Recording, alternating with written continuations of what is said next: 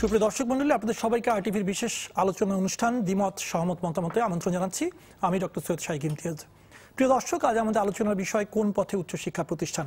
এ বিষয়ে আলোচনার জন্য স্টুডিওতে যারা উপস্থিত রয়েছেন আমি তাদের সাথে আপনাদের পরিচয় করে দিচ্ছি। আমাদের মাঝে উপস্থিত রয়েছেন ঢাকা বিশ্ববিদ্যালয় শিক্ষক সমিতির সাধারণ সম্পাদক অধ্যাপক ডক্টর রহমতুল্লাহ, উপস্থিত রয়েছেন সিনিয়র সাংবাদিক মাহফুজুল্লাহ, উপস্থিত রয়েছেন ঢাকা বিশ্ববিদ্যালয়ের সামাজিক বিজ্ঞান অনুষদের ভারপ্রাপ্ত ডিন অধ্যাপক ডক্টর আজম শফিউল আলম ভূঁইয়া।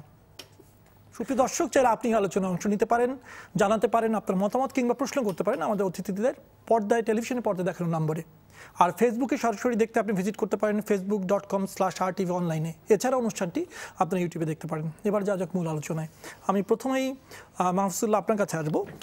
আমাদের উচ্চশিক্ষা প্রতিষ্ঠানগুলোতে হঠাৎ করেই যেন এক ধরনের আমরা অস্থিরতা দেখছি, বিশেষ করে ঢাকা বিশ্ববিদ্যালয়ের উপাচার্য নিয়োগ নিয়ে আমরা শিক্ষকদের ভেতরে এবং এর বাইরে অভিভাবকদের ভেতরে নানা রকম সংখ্যা দেখছি, আলোচনা পাল্টা আলোচনা দেখছি। আপনি বিষয়টিকে কিভাবে দেখছেন?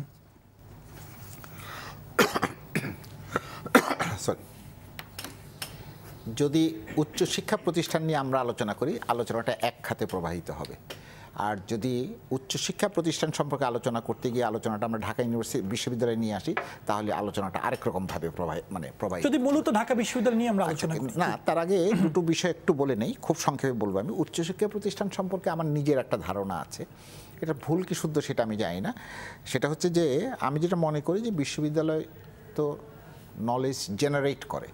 তো যেহেতু বিশ্ববিদ্যালয় বা হায়ার এডুকেশনের প্লেস যেগুলি, তারা যেহেতু নলেজ জেনারেট করে, নলেজ জেনারেট করতে গেলে ওখানে যারা শিক্ষার দায়িত্বে আছেন, প্রশাসনের দায়িত্বে আছেন, তাদের প্রত্যেকেরই একটা ভূমিকা আছে এবং এই ভূমিকাটা অত্যন্ত গুরুত্বপূর্ণ। কেন গুরুত্বপূর্ণ এটা বলি, আমাদের দর্শকরা হয়তো অনেকেই কয়েকদিন আগে জার্মানির চ্যান্সেলর অ্যাঙ্গেলা মার্কেলের একটা বক্তব্য পড়ে থাকবেন। তিনি সেখানে বলেছেন, teachers are no common man and no common man is a teacher. So before you want to become a teacher, you must be something. এটা কেন বলেছেন? কারণ হচ্ছে জার্মানিতে শিক্ষকরা সবচেয়ে বেশি বেতনভোগী সরকারি ইয়েতে আর কি, এবং চ্যান্সেলর মার্কেলকে ডাক্তার, ইঞ্জিনিয়ার, অন্য পেশার লোকজনকে ধরেছে যে তুমি আমাদের বেতন বাড়াও। তখন এই কথাটা উনি বলেছেন না, বলে আরেকটা বাক্য যোগ করেছেন এর সঙ্গে, বলছে যে যারা তোমাদেরকে লেখাপড়া শিখিয়েছে তোমরা তাদের সমান হতে চাও কি করে? তোমরা তো তাদের সমান হতে পারো না। তো এইটা হচ্ছে একটা দিক। আর আরেকটা হচ্ছে যে এমনিতে আমাদের শিক্ষার কিন্তু ওটা অন্য আলোচনা, হয়তো অন্যদিন করা যাবে, যে আমাদের এমনিতেই শিক্ষক শিক্ষার মান কিন্তু অনেক অবনতির দিকে যাচ্ছে। যদিও আমরা বলি বারবার, আমি নিজেও একটা উচ্চশিক্ষা প্রতিষ্ঠানের সঙ্গে শিক্ষকতার সঙ্গে জড়িত, সেখানে যা দেখি অবস্থা, তাতে আমার কাছে মনে হয় সরকারি এবং বেসরকারি বিশ্ববিদ্যালয় কোনোটাই আসলে এই অভিযোগ থেকে মুক্ত নয়, সবগুলি মিলিয়ে। এবার আসি ঢাকা বিশ্ববিদ্যালয় সম্পর্কে। গত কয়েকদিনে ঢাকা বিশ্ববিদ্যালয় আবার নতুন করে ব্যাপকভাবে মিডিয়াতে আলোচনা বিষয়বস্তুতে পরিণত হয়েছে। ঢাকা বিশ্ববিদ্যালয় নিয়ে সবসময়ই আলোচনা হয়, সেটা পাকিস্তান আমলে হয়ে থাকুক বা বাংলাদেশ আমলে হয়ে থাকুক, অথবা ঢাকা বিশ্ববিদ্যালয়ের প্রতিষ্ঠার সময় থেকে হয়ে থাকুক। ঢাকা বিশ্ববিদ্যালয় যে প্রতিকূল অবস্থার মধ্যে প্রতিষ্ঠিত হয়েছিল এই দেশের মুসলমান জনগণের স্বার্থ সংরক্ষণের জন্য, সেটা নিয়ে অনেক তর্ক বিতর্ক হয়েছে। এবং ঢাকা বিশ্ববিদ্যালয়ের এই দেশের অনেক প্রথিতযশা মানুষরা ঢাকা বিশ্ববিদ্যালয়ের শিক্ষকতার দায়িত্ব পালন করেছেন। আবার শিক্ষকতার দায়িত্ব পালন করতে গিয়ে তারা যে সবসময় তাদের পদোন্নতি ঘটেছে এমনটাও নয়। বহু শিক্ষক আছেন, আমার মধ্যে উল্লেখযোগ্য হচ্ছেন ডক্টর মোহাম্মদ শহীদুল্লাহ। তিনি শেষ পর্যন্ত ঢাকা বিশ্ববিদ্যালয়ের প্রফেসর হতে পারেন নাই। আর পাকিস্তান আমলে ঢাকা বিশ্ববিদ্যালয়ের আরেকটা ঐতিহ্য ছিল, সেটা হচ্ছে যে মানুষের অধিকারের পক্ষে, গণতান্ত্রিক অধিকারের পক্ষে, অধিকারহীনতার বিরুদ্ধে ঢাকা বিশ্ববিদ্যালয়ের ছাত্র এবং শিক্ষকরা একযোগে দাঁড়িয়েছে। শুধু পাকিস্তান আমলে, হ্যাঁ, সেটা বললাম। এবং সেইখানে 1971 সালে আমাদের মুক্তিযুদ্ধের সময় ঢাকা বিশ্ববিদ্যালয়ের শিক্ষকরা শহীদও হয়েছেন, ছাত্ররা শহীদ হয়েছে, ছাত্ররা লড়াই করেছে, লড়ার ময়দানে ছিল সবাই। এইটা হচ্ছে ঢাকা বিশ্ববিদ্যালয়ের ঐতিহ্যের একটা দিক। আর দুঃখজনক দিক হচ্ছে বাংলাদেশের স্বাধীনতার পর থেকে ঢাকা বিশ্ববিদ্যালয়ে অসংখ্য ঘটনা ঘটেছে যেগুলো মানুষের মনকে কষ্ট দিয়েছে। যেমন ধরেন ডাকসু নির্বাচন তো এখন বন্ধ। প্রথম যখন ডাকসু নির্বাচন হলো স্বাধীনতার পর, তখন ডাকসু নির্বাচনের সময় ব্যালট বাক্স ছিনতাই হলো। সেই সময় বাংলাদেশের ব্যালট বাক্স কী করে ছিনতাই হয় এটাই কেউ জানতো না। এবং এটা কিন্তু ছাত্র সংগঠন, রাজনৈতিক সংগঠনরা, ছাত্র সংগঠনই প্রথম ব্যালট বাক্স ছিনতাইয়ের ঘটনা শিখিয়েছে দেশের মানুষকে। তারপরে ধরেন শিক্ষক নিয়োগ, ভাইস চ্যান্সেলর নিয়োগ, ছাত্রদের ভর্তি, বিভিন্ন রকমভাবে বিভিন্ন প্রশ্ন সামনে এসছে। এইটা আসলে আমি মনে করি যে ঢাকা বিশ্ববিদ্যালয় যে ধরনের প্রতিষ্ঠান, সম্ভবত আমরা সবাই ঢাকা বিশ্ববিদ্যালয়ের প্রাক্তন ছাত্র, আমি যা জানি আর কি, এবং আমি বোধহয় সবচেয়ে পুরনো ছাত্র ঢাকা বিশ্ববিদ্যালয়ের বয়সের হিসেবে। তো ঢাকা বিশ্ববিদ্যালয় সম্পর্কে মানুষের যে কল্পনার জগতে যে ছবিটা আছে, মনোজগতে যে ছবিটা আছে, যে কোনো কারণেই হোক গত কয়েক বছরে সেই ছবিটাতে বেশ কিছু চিড় ধরেছে। এবং এই চিড় ধরার পেছনে কারণ হচ্ছে, একটা হচ্ছে ডাকসু নির্বাচন নাই, মানে সেটা অবশ্য অনেক বছর ধরে ডাকসু নির্বাচন নাই।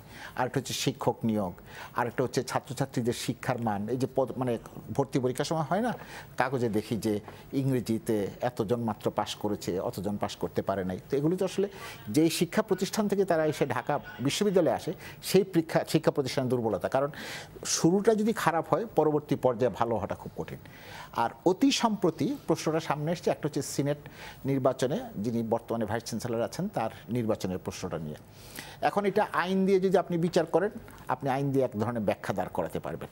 কিন্তু যেহেতু সিনেটের সদস্য সংখ্যা 105 জন, সেখানে স্বাভাবিকভাবেই একটা প্রত্যাশা থাকে মানুষের যে সিনেটে যে কটি পদ পূরণ করা যায় না, ওই যে 5 জন ছাত্র প্রতিনিধি, বাকি পদগুলো পূরণ করবার কিন্তু যথেষ্ট সুযোগ আছে। এই রাজনৈতিক অস্থিরতা সত্ত্বেও, যেমন ধরেন 2013 সালে সিনেটের রেজিস্টার্ড গ্র্যাজুয়েটদের সর্বশেষ নির্বাচন হয়েছে।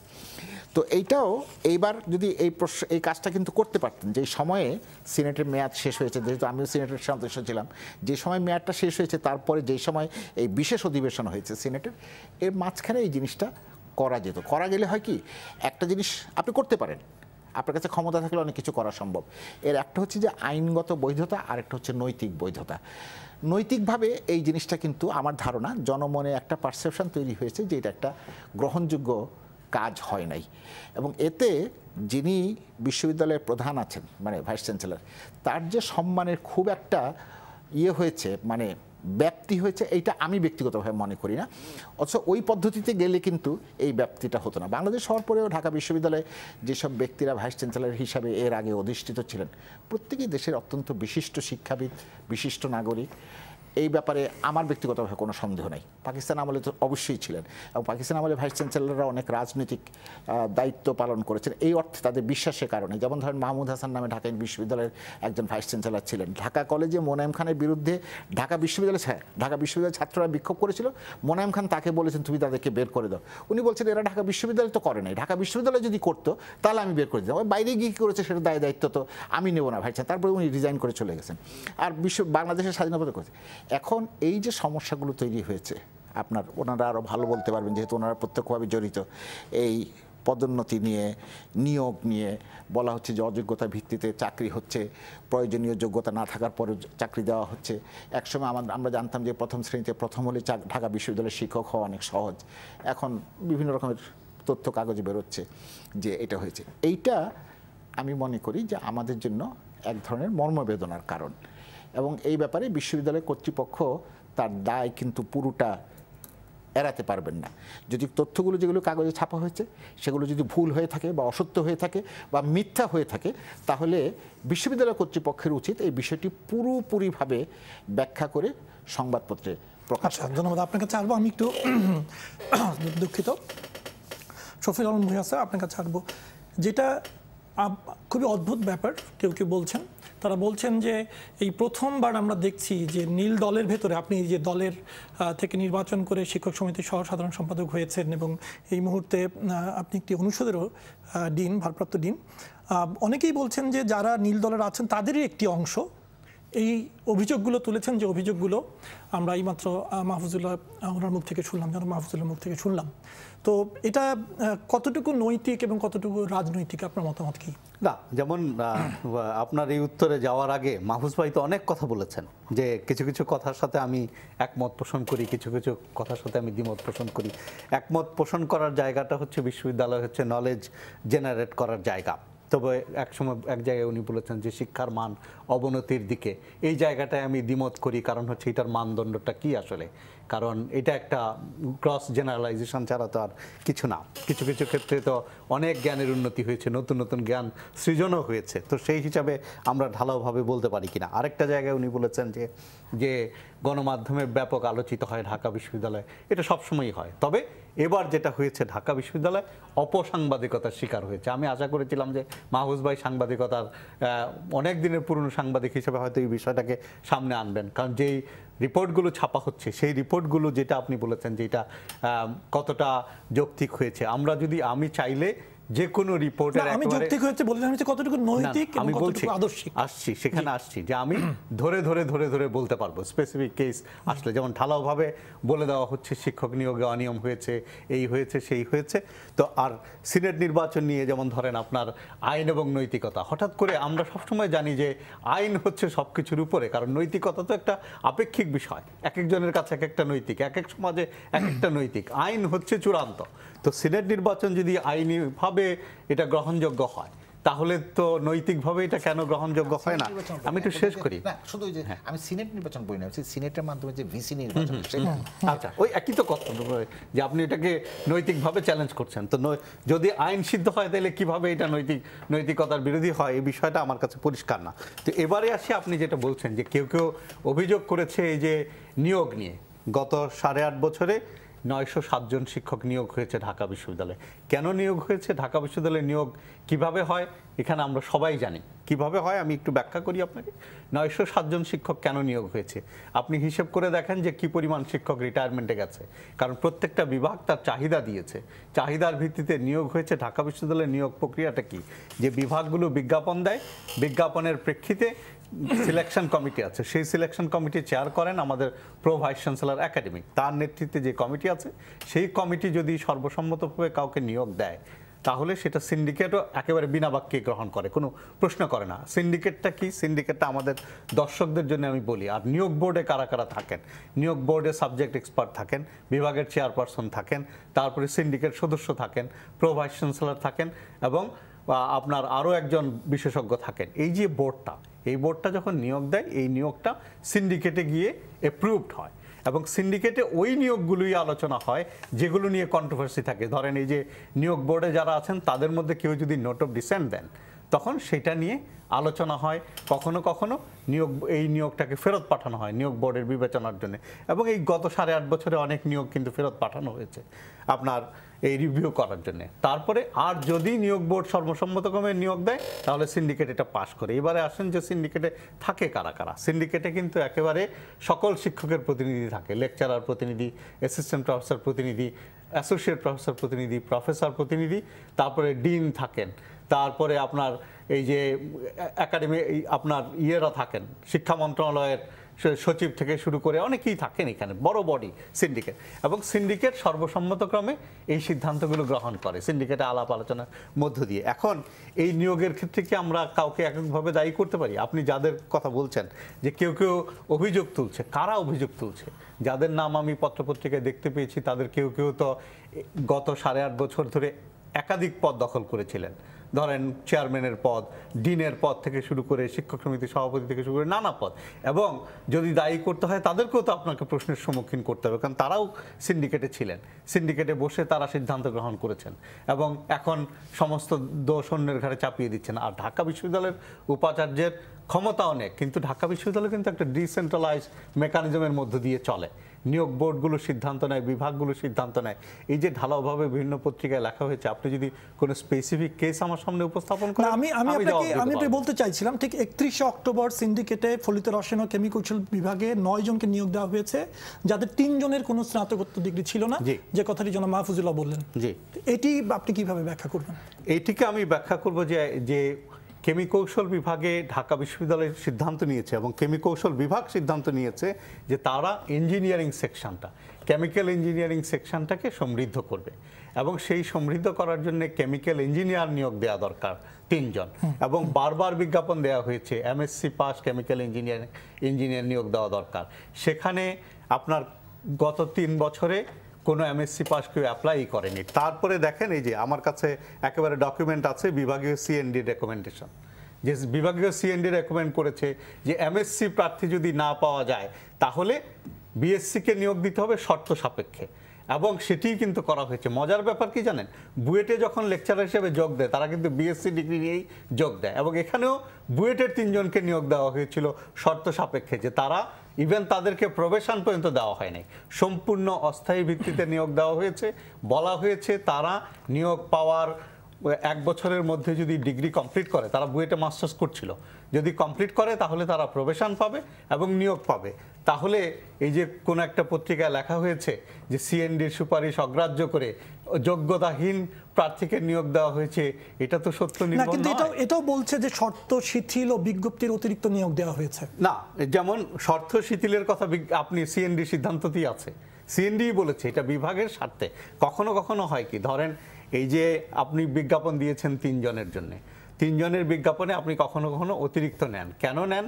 বিভাগে পদ খালি থাকা সাপেক্ষে, যদি পদ থাকে এবং সিএনডি যদি রেকমেন্ড করে তাহলেই নেওয়া হয়। কারণ কি, যে আপনি একটা বিভাগের চেয়ারপারসন, আপনি জানেন যে একটা বিজ্ঞাপন দিয়ে শিক্ষক নিতে যে সময়টা লাগে, সিলেকশন কমিটি এবং বিভাগ যদি মনে করে যে একই বিজ্ঞাপনে আরও বেশি শিক্ষক নেওয়া দরকার বিভাগের প্রয়োজনে, সেটা তো তারা নিতেই পারে। তো সেক্ষেত্রে আমি তো কোনো ধরনের আইনগত বা নৈতিক কোনো সমস্যা আসলে এখানে দেখতে পাই না। বিষয়টা হচ্ছে বিভাগের জন্য প্রয়োজন কিনা, বা পদের বাইরে কাউকে নিয়োগ দেওয়া হয়েছে কিনা। তো এই যে স্পেসিফিক উদাহরণটি আপনি দিলেন, আমি কিন্তু এটি পরিষ্কার করে দিলাম। আমি চাইলে আপনাকে সিএনডির রেজলিউশন প্রিন্ট করে দিতে পারবো, আমার মোবাইলে আছে। না, কিন্তু আরেকটি বড় অভিযোগ আছে, কেউ কেউ বলছেন যে প্রথম শ্রেণীতে প্রথম হয়েও শিক্ষক হতে পারেনি, এরকম উদাহরণ। এরকম উদাহরণ এটা যে শুধু আজকে আছে তা না, ইভেন এই যে বিগত সরকারের আমলে এরকম অসংখ্য উদাহরণ আছে। না, আমি আসছি, সেটাকে আমি জাস্টিফাই করছি না। যেমন প্রথম শ্রেণীতে প্রথম হলে আমরা তাকে প্রেফারেন্স সবসময় দিয়ে থাকি, এই প্রশাসনের সময় দেওয়া হয়েছে। এখন শিক্ষকতাটা কিন্তু পরীক্ষা দিয়ে আপনি প্রথম শ্রেণীতে প্রথম হলেন সেটাই একমাত্র যোগ্যতা না, আপনাকে ক্লাসে যেতে হবে, লেকচার দিতে হবে, এবং যখন ইন্টারভিউ বোর্ডে একটা ফোন আছে, শেষ করি আমি উত্তরটা শেষ করি, কারণ ক্রুশিয়াল জায়গা, যে একটা ছেলে ফার্স্ট ক্লাস ফার্স্ট হয়েছে, এখন সে ইন্টারভিউ বোর্ডের সামনে গিয়ে যদি কথা বলতে না পারে, তাহলে সে ক্লাসে পড়াবে কিভাবে? আর যদি আমরা প্রশ্নটা নিয়ে আপনি এটা গুরুত্বপূর্ণ, যে ধরেন শুধু যদি ফার্স্ট ক্লাস ফার্স্ট হলেই তাকে আমরা নিয়োগ দিই, তাহলে নিয়োগ কমিটির দরকার কি? আসলে দরকার তো নাই। তাহলে আমরা কিন্তু ফার্স্ট ক্লাস ফার্স্টকে একেবারে যে হবে তাকে নিয়োগ দিয়ে দিতে পারি। কারণ শিক্ষকতায় রেজাল্টটা যেমন দরকার, ডেলিভারি, প্রেজেন্টেশন, গবেষণা করার যোগ্যতা সবকিছুই দরকার। আচ্ছা, আমি প্রশ্নটা বিবেচনা করি কিন্তু শিক্ষকতায় নিয়োগ। দর্শক বলুন আপনার প্রশ্নটি কাকে একটু উল্লেখ করে আপনার নাম বলে একটু প্রশ্নটি বলুন। আসসালামু আলাইকুম। জি, ওয়ালাইকুম আসসালাম। যে আমি খসরু বলছিলাম পিরিজপুরের কাউখালী থেকে। আমার ঢাকা বিশ্ববিদ্যালয়ের শফিউল আলম স্যারের কাছে প্রশ্ন। স্যার একটু আগে বলছিলেন যে গণমাধ্যমে অনেক পত্রিকা এই নিউজটি অতিরঞ্জিত বা অন্যভাবে প্রকাশ করেছে।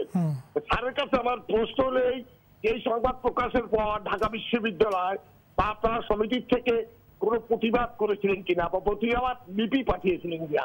যদি পাঠিয়ে থাকেন তাহলে কি উত্তর এসেছে, বা এই ব্যাপারে আপনারা কোনো আইনগত সহায়তা নেবেন কিনা বা আইনগত আশ্রয় নেবেন কিনা বিষয়টি? আচ্ছা, ধন্যবাদ। প্রশ্নটি গুরুত্বপূর্ণ, যেটা মাহফুজুল্লাহ ভাইও বলেছেন, যে এই যে খবরটি ছাপা হয়েছে তার একটা রিজয়েন্ডার ঢাকা বিশ্ববিদ্যালয়ের পক্ষ থেকে আসা দরকার। হয়তো ঢাকা বিশ্ববিদ্যালয় এটা ভেবে দেখবে, ঢাকা বিশ্ববিদ্যালয় পাবলিক রিলেশনস ডিপার্টমেন্ট। আমরা শিক্ষক সমিতি থেকে অবজার্ভ করছি বিষয়গুলো যে কি হচ্ছে, কারণ যে ধরনের সাংবাদিকতা হয়েছে এটার বিপক্ষে অবশ্যই আপনার রিজয়েন্ডার দেওয়া দরকার। সেটা আমি খসরু সাহেবের সাথে, মাহফুজ ভাইয়ের সাথে একমত এই বিষয়ে। জি, আমি একটু শিক্ষক সমিতির সাধারণ সম্পাদক আপনার কাছে আসবো। ঠিক এই প্রসঙ্গটিকে ধরেই কিছুদিন আগে আপনারা একটি রিজয়েন্ট দিয়েছিলেন, সেখানে আপনারা বলেছেন যে শিক্ষক যা হচ্ছে ঢাকা বিশ্ববিদ্যালয় সেটি একটা কুচক্রি মহল করছে এবং সেখানে নানা রকম অপচেষ্টা রয়েছে, এবং তার উত্তরে আপনাদেরই শিক্ষক সমিতির সভাপতি জনাব অধ্যাপক মাকসুদ কামাল বলেছেন যে সভাপতির অনুমতি না নিয়ে সবার, আমি কোট করছি, এটি প্রকাশিত হয়েছে প্রথম আলোতে গত 1 আগস্টে। সেখানে তিনি বলছেন যে সভাপতির অনুমতিতে সবার সময় নির্ধারণ করতে হয়, কিন্তু আমার ব্যক্তিগত কাজ থেকে সাধারণ সম্পাদকের নির্ধারিত সময়ে সবাই উপস্থিত থাকতে পারবো না বলে জানাই। তখন তিনি বলেন সবার যে সিদ্ধান্ত হবে আমাকে জানাবেন, কিন্তু এই বিবৃতি সম্পর্কে আমি কিছু জানি না। তার মানে শিক্ষক সমিতির যে প্রশ্নটি উনি করলেন, যে আসলে শিক্ষক সমিতির পক্ষ থেকেও আপনারা সবাই একমত হয়ে কোনো মতামত আসলে দিতে পারেননি, আপনাদের সভাপতি সেটি বলছেন। না, আমি যে আমাদের সভাপতি যে কথাটি বলেছে তার সঙ্গে আমি একমত না। আমি কয়েকটা উদাহরণ দেব এখানে। সেটি হচ্ছে যে মূলত শিক্ষক সমিতি কেন, যে কোনো ধরনের সংগঠন এটা মূলত সাংগঠনিক সম্পাদক নির্ভর, এবং আমাদের কনস্টিটিউশনেও সেই কথাটি বলা আছে শিক্ষক সমিতির, যে সাধারণ সম্পাদকের কাজগুলো কি কি, এবং সাধারণ সম্পাদক মিটিং ডাকবে, মিটিংয়ে রেজলিউশন পাস করবে, সেটা স্বাক্ষর করবে, প্রচার করবে, এবং যেখানে প্রয়োজন তবে সভাপতিকে বিষয়টি জানাতে হয়। আমি যখন তাকে জানিয়েছি, উনি তখন পারিবারিক কাজে ঢাকার আরেকটি প্রান্তে থাকবেন, আসতে পারবেন না। সভাপতি তার অনুপস্থিতিতে সভা পরিচালিত হয় আমাদের ভাইস প্রেসিডেন্টের নেতৃত্বে, এবং তাকে পড়ে শোনাতে হবে। এই বিষয়টা যদি বলা হয় তাহলে আমি বলবো যে পড়ে শোনানোর কথাটি হয়তো আমি বলেছি, কিন্তু পড়ে শোনাতে হবে কেন, যখন উনি সভাতেই নাই, এবং আমি তাকে পড়ে শোনালে তিনি কি সিদ্ধান্ত দেবেন, কি পরিবর্তন করবেন, এটি হচ্ছে একটি। দ্বিতীয় হচ্ছে যে আমি খুব বিস্মিত হই যখন আমাদের এত প্রখ্যাত আমাদের জাতীয় দৈনিকে লেখা হয় যে সাধারণ সম্পাদক সভাপতির স্বাক্ষরবিহীন প্রেস রিলিজ দিয়েছেন। সভাপতির স্বাক্ষর দিয়ে প্রেস রিলিজ হবে, এটা কোথায় লেখা আছে, কিভাবে? এবং সেটাকে খুব হাইলাইট করে বলা হচ্ছে যে অ্যাজ ইফ যেন প্রেসিডেন্ট নাই, এবং এই কারণেই আমাদের এই সমস্ত কার্যক্রম কোনোভাবেই বৈধতা পাবে না। বিষয়টি তা নয়, বরং প্রেসিডেন্টের স্বাক্ষর হলেই সেটা বিস্ময়ের সৃষ্টি করে। বিগত আমলে ওনারা যে প্র্যাকটিসটি করেছেন সেটা ঢাকা বিশ্ববিদ্যালয় শিক্ষক সমিতির ঐতিহ্যের সঙ্গে, চর্চার সঙ্গে কোনোভাবেই যায় না।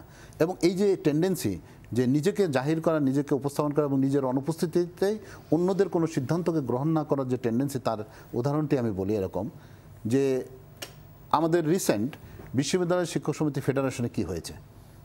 বিশ্ববিদ্যালয় শিক্ষক সমিতি ফেডারেশনের গঠনতন্ত্রে বলা আছে যে এক্সিকিউটিভ কমিটি হবে 7 সদস্যের। সেখানে আমাদের মাকসুদ কামাল, উনি তৎকালীন উনি ছিলেন সেক্রেটারি জেনারেল, এবং এর আগে অধ্যাপক ফরিদউদ্দিন ছিলেন সভাপতি। 6 মাস হয়ে গেছে তারা কোনো মিটিং করেনি, নতুন করে কোনো কমিটি গঠন করে। কিন্তু উনি যখন কমিটি করলেন, আকস্মিক রোজার সময় বিভিন্ন বিশ্ববিদ্যালয় থেকে ডাকা হলো, এবং শুধুমাত্র সেখানে উপস্থিত ছিলেন 40 জনের মতো। কিন্তু 40 জন তো থাকার কথা না, থাকার কথা 100-র বেশি, কারণ আমাদের যে সমস্ত বিশ্ববিদ্যালয় আছে এর সংখ্যা তো প্রায় 40-এর কাছাকাছি। এবং সেখানে 40 জন উপস্থিত হওয়াতে উনি 7 জনের এক্সিকিউটিভ কমিটিকে উনি বানালেন 21 জনের। ঢাকা বিশ্ববিদ্যালয়কে উনি জানালেন না। এবং এটা তো কোনোভাবেই নৈতিকতার প্রশ্ন যদি বলেন, নৈতিকভাবে আইনত তো নয়ই, সংবিধান পরিপন্থী এবং নৈতিকভাবেও সমর্থনযোগ্য না। যিনি বিগত 3টি বার উনি সেক্রেটারি জেনারেল ছিলেন বিশ্ববিদ্যালয় শিক্ষক সমিতি ফেডারেশনের, তিনি কি করে এই কাজটি করলেন? আমি বিস্মিত। এবং সেই বিষয়টি যখন আমরা আমাদের এক্সিকিউটিভ কমিটিতে নিয়ে আসলাম, যে আমাদেরকে কোনোভাবেই কোনো সুযোগ না দিয়ে, আমাদেরকে কোনো কিছু না জানিয়ে, যে এখানে শিক্ষক সমিতি ফেডারেশনের কনস্টিটিউশনে বলা আছে প্রত্যেকটি শিক্ষক সমিতি ফেডারেশন থেকে 3 জন পদাধিকার বলে প্রেসিডেন্ট এবং সেক্রেটারি যাবে, এবং সঙ্গে আরেকজন নির্ধারণ করে দেবে স্ব শিক্ষক সমিতির এক্সিকিউটিভ কমিটি। আমাদেরকে বিষয়টি জানানোই হলো না। আমরা তাহলে সেখানে কীভাবে প্রতিনিধিত্ব করব? এবং সেখানে 7 জনের এক্সিকিউটিভ কমিটিতে উনি করেছেন 21 জনের। এটা কি স্বেচ্ছাচারিতার কোনো বিষয়? আচ্ছা, উনি আরেকটি বিষয় বলেছেন যেটা খুব গুরুত্বপূর্ণ। আমাদের মাহফুজুল্লাহ ভাই ওটা বলছিলেন যে শিক্ষক নিয়োগের ক্ষেত্রে যে অনিয়ম, সেক্ষেত্রে আমাদেরও ঢাকা বিশ্ববিদ্যালয়ে এরকম অনেকগুলো হয়েছে। এবং উনি বলেছেন যে, আমি কোট করছি, উনি বলেছেন, আমি উপাচার্য স্যারকে বলেছিলাম, স্যার আপনি একসময় এই ক্যাম্পাসে থাকবো না, কিন্তু ঢাকা বিশ্ববিদ্যালয়ে থাকবে। শিক্ষক নিয়োগ যদি এরকম হয় তাহলে আমরা কাদের কাছে বিশ্ববিদ্যালয়ে রেখে যাচ্ছি তা ভাবার দরকার। অর্থাৎ আপনাদের ভেতর থেকে আপনাদের শিক্ষক সমিতির সভাপতি এই অভিযোগ তুলছেন। হ্যাঁ, আমি এর সঙ্গে 100% দ্বিমত পোষণ করব এভাবেই, যে যদি সংবাদপত্র প্রচারিত তথ্যটি এরকম হয় যে দলীয় লোকদের নিয়োগ দেওয়া হচ্ছে, ভোটার নিয়োগ দেওয়া হচ্ছে, আমার বিশ্বাস যে আরিফিন সিদ্দিক ঢাকা বিশ্ববিদ্যালয়ে উপাচার্য হয়ে গেছেন, ওনার আর এই সমাজে কোনো দিন নির্বাচন করতে হবে না, এবং যাদেরকে নিয়োগ দেওয়া হচ্ছে তাদের ভোট দিয়ে ওনাকে আসতে হবে না ক্ষমতায়। কিন্তু এই নিয়োগ প্রক্রিয়ায় যারা ছিলেন সব সময়, তাদের ভোট করতে হবে, এবং তাদের জন্য ভোটার দরকার। যদি বলা হয়ে থাকে যে ভোটার নিয়োগ দেওয়া হচ্ছে শিক্ষকের চেয়ে, তাহলে আমি বিশ্বাস করি তারাই। এবং আজকে এই ভোটারদের ভোট নিতে পারেনি বলে অনেকে ক্ষোভ প্রকাশ করছেন। অনেকে মনে করছেন তারা শিক্ষকদের একেবারে অবিসংবাদিত নেতা, ভোট করার সুযোগ দেওয়া হয়নি বিধায় মহাভারত অশুদ্ধ হয়ে গেছে। কেন?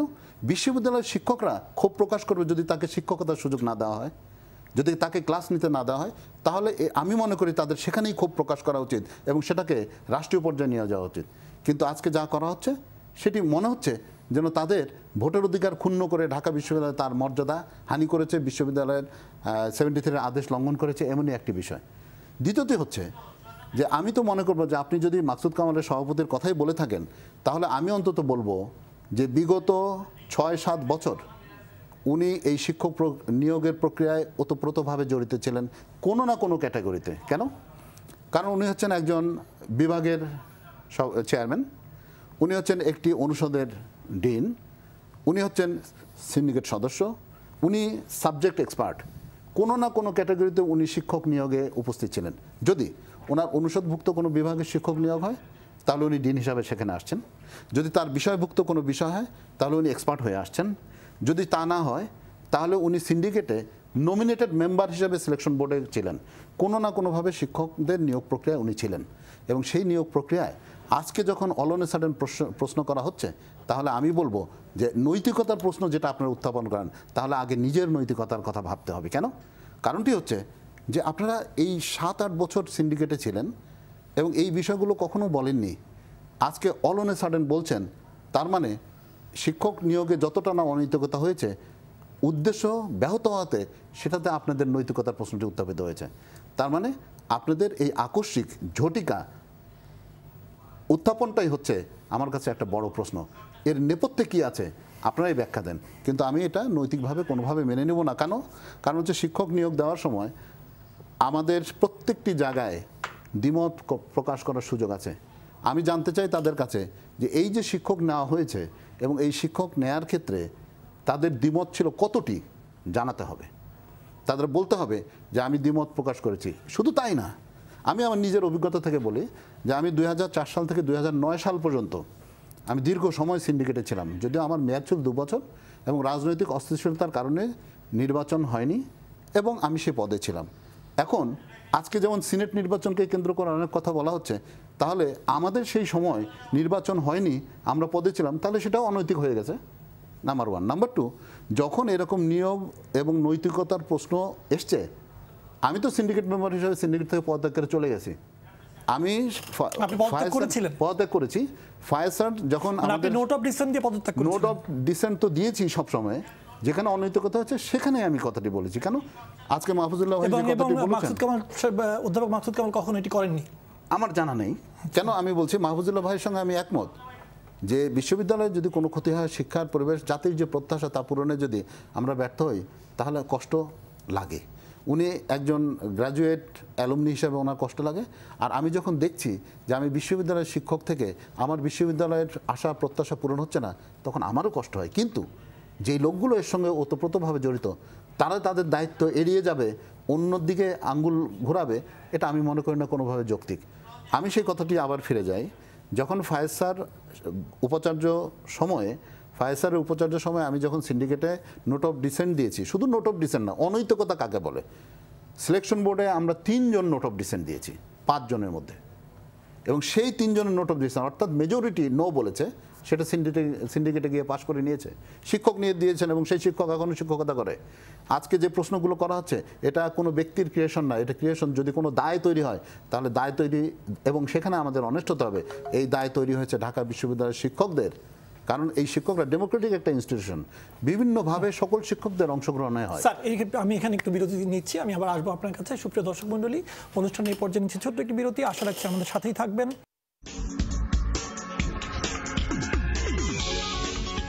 প্রিয় দর্শক মণ্ডলী, বিরতির পর আবারও স্বাগত জানাচ্ছি আপনাদেরকে দ্বিমত সহমত মতামত অনুষ্ঠানে। আলোচনা করছি কোন পথে উচ্চ শিক্ষা প্রতিষ্ঠান, এটা নিয়ে আলোচনা করছেন ঢাকা বিশ্ববিদ্যালয় শিক্ষক সমিতির সাধারণ সম্পাদক অধ্যাপক ডক্টর রহমতুল্লাহ, সিনিয়র সাংবাদিক মাহফুজুল্লাহ এবং ঢাকা বিশ্ববিদ্যালয়ের সামাজিক বিজ্ঞান অনুষদের ভারপ্রাপ্ত ডিন অধ্যাপক ডক্টর আজমল শফিল আলম ভূঁইয়া। আমরা যেখানে শেষ করেছিলাম, জি আমি সেখান থেকে শুরু করছি।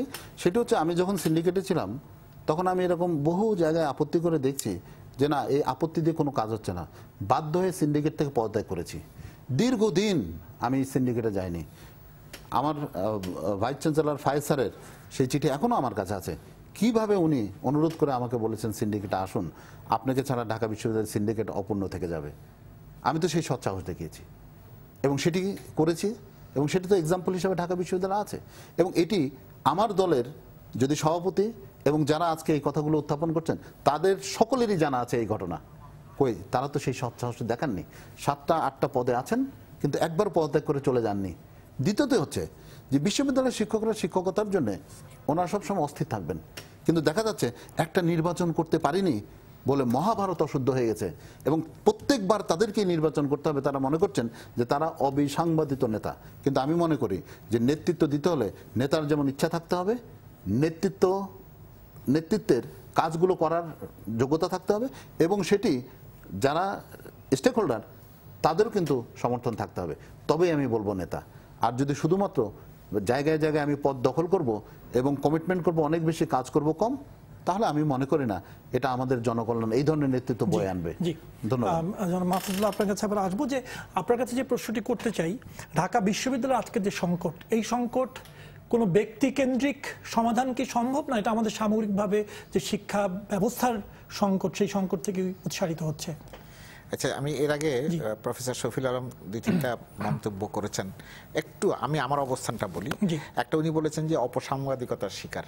এখন কোনটাকে অপসাংবাদিকতা বলা হবে, কোনটাকে সাংবাদিকতা বলা হবে, সম্ভবত এটা উনিও খুব ভালো, আপনার ব্যাখ্যা দিব না, ব্যাখ্যা আমি চাচ্ছি না তো, এটা উনিও খুব ভালো করে জানেন এবং এটা সবসময় ইসে কোশ্চেন, মানে ডিবেটেবল এবং কন্টেস্টেবল কোশ্চেন। 1, 2 নম্বর হচ্ছে যে আমি শিক্ষার মান সম্পর্কে বলেছিলাম, উনিও সেখানে আপত্তি তুলেছেন, কিন্তু শিক্ষার মানকে আপনি মূল্যায়ন করবেন কি করে সেটারও একটা কিন্তু বিভিন্ন দেশে বিভিন্ন রকমের মাপকাঠি করা হয়েছে। এখন যদি আমাদের এখানে জিজ্ঞাসা করেন, আমাকে যদি জিজ্ঞাসা করেন, আমি ব্যক্তিগতভাবে মনে করি যে উচ্চশিক্ষা প্রতিষ্ঠানে যারা যায় তাদেরকে মাতৃভাষাটা তো অন্তত শুদ্ধভাবে বলবার লেখবার যোগ্যতা থাকতে হবে। সেইটি আমাদের বিভিন্ন বিশ্ববিদ্যালয়ে, সরকারি এবং বেসরকারি বিশ্ববিদ্যালয়ের অধিকাংশ ছাত্রছাত্রীদের ক্ষেত্রে বোধ হয় প্রযোজ্য নয়। আমি এটা নিয়ে কন্টেস্ট করতে চাই না, ছাত্রছাত্রীরা হয়তো অসন্তুষ্ট হবেন, কিন্তু আমি আমার ব্যক্তিগত অভিজ্ঞতার ভিত্তিতে বলছি। এবার আসি আপনি যে প্রশ্ন উত্থাপন করেছেন, নীতি নৈতিকতার প্রশ্ন যদি আসে, এটা তো আপনি নৈতিকতা এক জিনিস, আর যেমন এথিক্স আর মরালিটির মধ্যে যেই জিনিস, একটা কালেকটিভ ব্যাপার, একটা ইন্ডিভিজুয়াল ব্যাপার। এথিক্স থেকেই তো মরালিটি এসছে। এখন সদাসত্য কথা বলিবে এটা এক জিনিস, আর আমি সদাসত্য কথা বলি এটা আরেকটা জিনিস। তো এইটা এখন ধরেন, এই যে কয়েকদিন আগে হাইকোর্ট থেকে একটা নিয়োগকে অবৈধ ঘোষণা করা হয়েছে ঢাকা বিশ্ববিদ্যালয়ের। এখন এইটাকে কিভাবে নেবে? যারা খবরটা পড়েছেন বা শুনেছেন তারা কিভাবে নিচ্ছেন, আর যিনি ক্ষতিগ্রস্ত হয়েছেন বা যারা তাকে নিয়োগ দিয়েছিলেন তারা কিভাবে নেবেন? যেহেতু উচ্চ আদালতের রায় হয়েছে, সঙ্গত কারণেই পাঠক এবং দর্শক কিন্তু ধরে নেবেন যে ওইটা সঠিক হয়নি। কারণটা কি? কারণটা হচ্ছে, একটি সরকারি বিশ্ববিদ্যালয়ের ভাইস চ্যান্সেলর যখন বলেন যে ছাত্রলীগের সদস্য হলেই চাকরি দেওয়া যাবে, দিতে হবে, তখন কিন্তু এই প্রশ্নগুলো সামনে চলে আসে। এটা কি ঢাকা বিশ্ববিদ্যালয়? সরকারি বিশ্ববিদ্যালয়, আমি ঢাকা বিশ্ববিদ্যালয় বলছি। তো এবং তারপরে কোন নাম বললে ভালো, আমি নাম ব্যক্তিগত আক্রমণ করলে তো অনেক কিছু করতে হবে, আমি ব্যক্তিগত আক্রমণ চাই। এবং তারপরে তিনি কোনো রিজয়েন্ডারও দেন নাই, রিজয়েন্ডার আমার চোখে পড়ে নাই আর কি অন্তত। তো এইটাতে কি হয়, মানুষের মনে ধারণাটা কি হয়? মানুষের মনে ধারণাটা হয় যে সরকারি বিশ্ববিদ্যালয়ের ভাইস চ্যান্সেলর বোধহয় সব ভাইস চ্যান্সেলরই একই রকমের, এইটা একটা কিন্তু ধারণা তৈরি হয়। এবং যদি হয় এই পারসেপশনটা, আপনি কিন্তু তাকে দোষ দিতে পারবেন না। এখন গ্র্যাজুয়েশন ডিগ্রি নিয়ে বিশ্ববিদ্যালয়ের শিক্ষক হবে, বিদেশে ধরেন অক্সফোর্ড ইউনিভার্সিটি একসময় graduation degree was the highest limit, এবং সেখানে পরিবর্তন হয়েছে। আমাদের দেশে মুশকিলটা কি, বিদেশে আমাদের দেশে ইউনিভার্সিটি ডিগ্রির ব্যাপারে সমাজে যে আকর্ষণটা আছে, বিদেশে তো ইউনিভার্সিটি ডিগ্রির ব্যাপারে ওই আকর্ষণটা নাই। হায়ার এডুকেশন, মানে বিশ্ববিদ্যালয়তে হায়ার এডুকেশনে বলছি, অতটা নাই আমাদের এখানে যেরকম আছে। গ্র্যাজুয়েশন পর্যন্ত আছে, কিন্তু গ্র্যাজুয়েশনও যে খুব বেশি যে মানে যত জনসংখ্যার যত যাওয়া উচিত তত। তো এইখানে এখন মেয়ের বিয়ে দেওয়া থেকে শুরু করে, চাকরি দেওয়া থেকে শুরু করে সবকিছুতে আপনাকে মাস্টার্স ডিগ্রি হতো। এখন যেভাবে মাস্টার্স ডিগ্রি অ্যাভেলেবল বাজারে আর কি, প্রাইভেট ইউনিভার্সিটি এবং পাবলিক ইউনিভার্সিটির কারণে, তো কাজেই মানে মানুষের তো হয় কি একটা পারসেপশন তৈরি হয়ে যায়। পারসেপশন তৈরি হলে আপনি যদি সেখান থেকে বেরিয়ে আসতে চান, তাহলে আপনাকে খুব পরিষ্কারভাবে আপনাকে আপনার অবস্থানটা ব্যাখ্যা করতে হবে। যে প্রশ্নগুলো বিভিন্ন সংবাদপত্রে উত্থাপিত হয়েছে, তো তাহলে এই যে বললাম যে হাইকোর্ট যে নিয়োগকে অবৈধ ঘোষণা করেছে, লেট দি বিশ্ববিদ্যালয় সে যে হাইকোর্টের রায় সঠিক হয় নাই, বা আমাদের সিদ্ধান্ত ভুল হয়েছে, বা আমরা এই ধরনের নীতিমালার ভিত্তিতে তাকে নিয়োগ দিয়েছিলাম, সেই নিয়োগটি পরে হাইকোর্টে আমরা টেনেবল সাস্টেনেবল করতে পারি নাই, এইটা একটা মানে খুব গুরুত্বপূর্ণ বিষয় বলে আমার কাছে মনে হয় আর কি। তো সেইখানে এই বিষয়গুলো কিন্তু সবসময় সামনে আসবে। ওই যে বললাম যে ঢাকা বিশ্ববিদ্যালয় অন্য 10টি বিশ্ববিদ্যালয়ের মতন নয় বাংলাদেশের মানুষের কাছে, এমনকি মানে রাজশাহী বিশ্ববিদ্যালয়, জগন্নাথ বিশ্ববিদ্যালয়, আমি এটা কোনো বিশ্ববিদ্যালয় খাটো করবার জন্য বলছি না, কিন্তু ঢাকা বিশ্ববিদ্যালয় সবসময় এমন একটা জন আকাঙ্ক্ষার প্রতীক হিসাবে ছিল যে সেইখানে কোনো কিছুর ব্যত্যয় ঘটলে মানুষের ইয়েটা অনেক মানে দুঃখটা অনেক বেশি হয়। সেই কারণেই প্রশ্ন উঠছে, না হলে তো এই প্রশ্ন উঠতো না, এটা ওটা কোনো ইয়েও ছিল না, প্রশ্ন ছিল না। আর ঢাকা বিশ্ববিদ্যালয় থেকে যারা মাস্টার্স করে বেরোয় সবাই কি জীবনে প্রতিষ্ঠিত এবং সফল হয়? জবাবটা হচ্ছে না। হার্ভার্ড বিশ্ববিদ্যালয় থেকে যারা পৃথিবীর one of the leading universities যারা বেরোয় সবাই কি জীবনে প্রতিষ্ঠিত হয়? সবাই জীবনে প্রতিষ্ঠিত না। কেউ কেউ আমাদের এখানে ছিলেন ঢাকা বিশ্ববিদ্যালয়ের অর্থনীতিতে প্রফেসর মাহমুদ, সে এক ধরনের শিক্ষক, আবার ক্যানেডির প্রেস ছিলেন আর্থার স্লেচিঙ্গার, উনি আরেকজন, এরা সব হার্ভার্ডের ছাত্র। কিন্তু এছাড়াও তো হার্ভার্ডের আরও অনেক ছাত্রছাত্রী আছে, সবাই হয় না। তো এটা হবে, এই জিনিস থাকবে, কারণ জ্ঞান ধারণ করবার, গ্রহণ করবার ক্ষমতা সকলের একরকম নয়, যার ফলে তো এই সমস্ত শ্রেণী বিন্যাস করা হয়েছে, প্রথম শ্রেণী, দ্বিতীয় শ্রেণী, তৃতীয় শ্রেণী। শেষ যেটা বলি, যেটা উনি বলেছেন যে এই যে পাশের ব্যাপারটা, সেটা হলো 50 পেয়েও তো মানুষ পাস করে, 90 পেয়েও পাস করে। কাজে এই দুটোর মধ্যে তো ইয়ে আছে, ডিফারেন্স আছে। আপনি তো বলতে পারবেন না যে 50-এ পাস আর 90-এর পাশে এক। আচ্ছা, আমি আপনাকে জাস্ট খুব সংক্ষেপে যদি একটু বলেন, আমি বলেছিলাম যে সিস্টেমের দোষ কতটুকু আর এখানে ইন্ডিভিজুয়ালের দোষ কতটুকু, একটা সংকট হয়ে রয়েছে শিক্ষা প্রতিষ্ঠানগুলোতে, এটা আমরা বুঝতে পারছি। খুব এখান থেকে বেরোতে পারবো না আমরা, অনেক সময় লাগবে। কেন বলি? এটার জন্য বিশ্ববিদ্যালয় অর্ডিন্যান্সটা অনেকাংশে দায়ী। আমি কোনো নাম ধরে বলছি না, বেশ কিছুদিন ধরেই বিশ্ববিদ্যালয়ের ভাইস চ্যান্সেলররা যদি গিয়ে রাজনৈতিক নেতৃবৃন্দের পাশে বসে বিভিন্ন সভায় অংশগ্রহণ করেন, তখন তাদের যে নৈতিক একটা অবস্থান থাকে যে তারা নিরপেক্ষ, সেই নৈতিক অবস্থানটা তারা হারিয়ে দেন। এবং এটা শুধু যে এই আমলে হয়েছে তা না, অনেক দিন থেকেই বিশ্ববিদ্যালয়ের ভাইস চ্যান্সেলররা গিয়ে এই জায়গায় দাঁড়িয়েছেন। আচ্ছা, আমি ডক্টর শফিউল আলম ভূঁইয়া আপনার কাছে আসবো। জি, প্রথম জি আপনি প্রশ্ন, আমি ঠিক একই প্রশ্নটি আপনাকে করতে চাই যে আজকে ঢাকা বিশ্ববিদ্যালয় কেন্দ্র করে যে বিতর্কগুলো চলছে, সেই বিতর্কগুলোর পেছনে কতটুকু ব্যক্তি দায়ী এবং কতটুকু সিস্টেম দায়ী? না, যেমন সেটাতে আসার আগে মাহফুজ ভাইয়ের বক্তব্যের একটা জায়গায় আমি মাহফুজ ভাইয়ের সাথে একমত। শিক্ষার মানের যে প্রশ্নটা উনি তুলেছেন সেটা হলো যে এই যে আজকে বিশ্ববিদ্যালয় থেকে বের হয়ে বাংলা ইংরেজি লিখতে পারে না, এটাই উনি সকল বিশ্ববিদ্যালয়গুলোর ক্ষেত্রেই বলেছেন। তো এইটার একটা বড় জায়গা, কিন্তু এটার জন্য যে বিশ্ববিদ্যালয় খুব বেশি দায়ী তা কিন্তু না। এই যে ভাষার দখলটা কিন্তু স্কুল কলেজ থেকে তার শিখে আসবার কথা।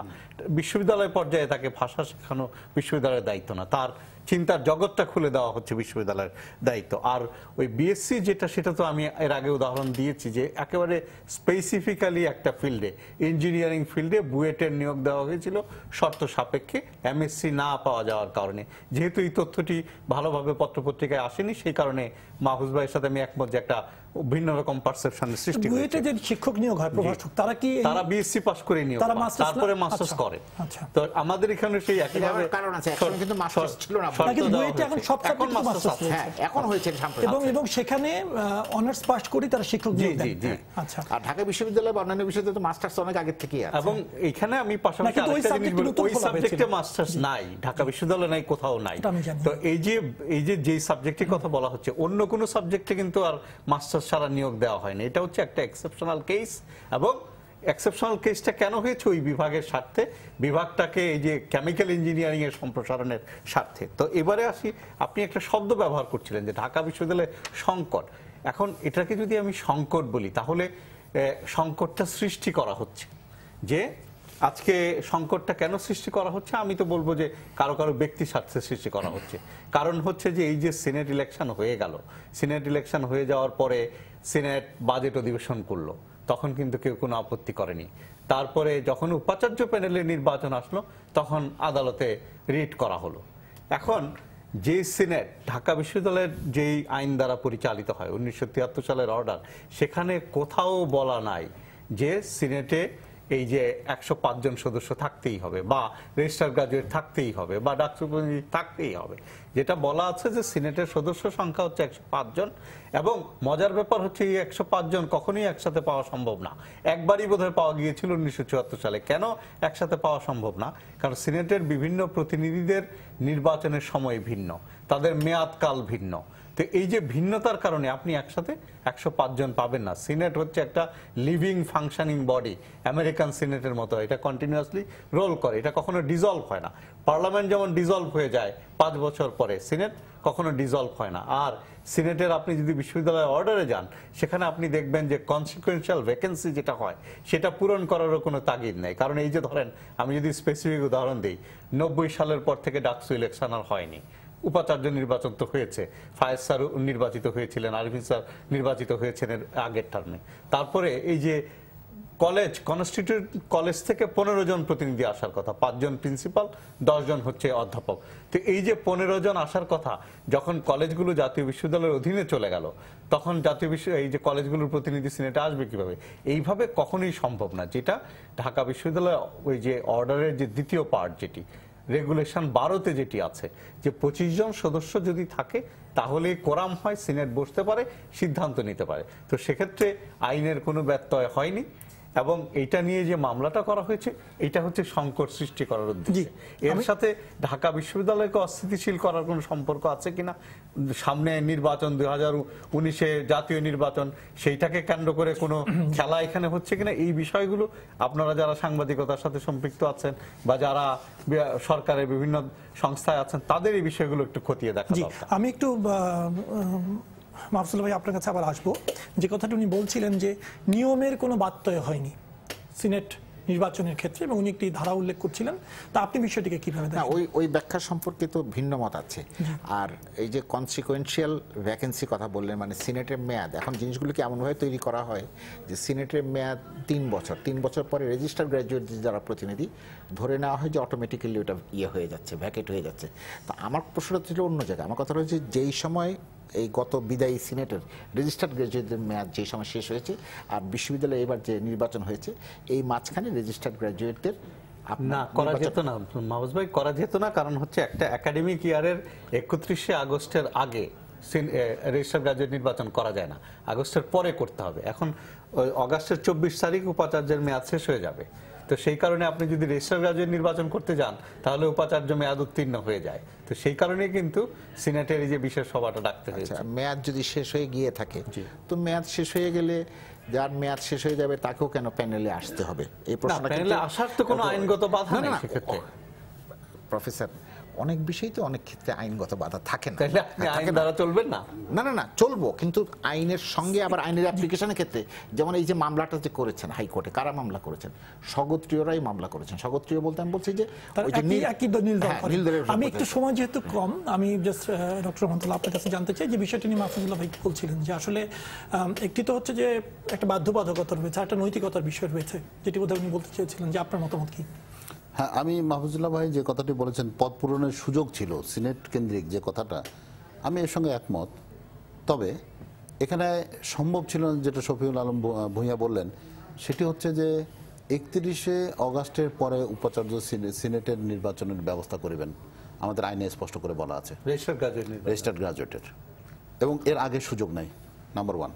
আজকে যারা এই বিষয়টা নীতি এবং নৈতিকতার প্রশ্ন তুলছে, তাদের আমি প্রশ্ন করি যে এর আগে যখন বাজেট অধিবেশন হয়েছে সিনেটে, তখন তো আপনারা কেউ এই কথাটি বলেননি, এবং তখন মাননীয় প্রধানমন্ত্রীকে আমরা ধন্যবাদ দিই যে ওনার সহযোগিতায় আমরা সিনেট নির্বাচন করেছি।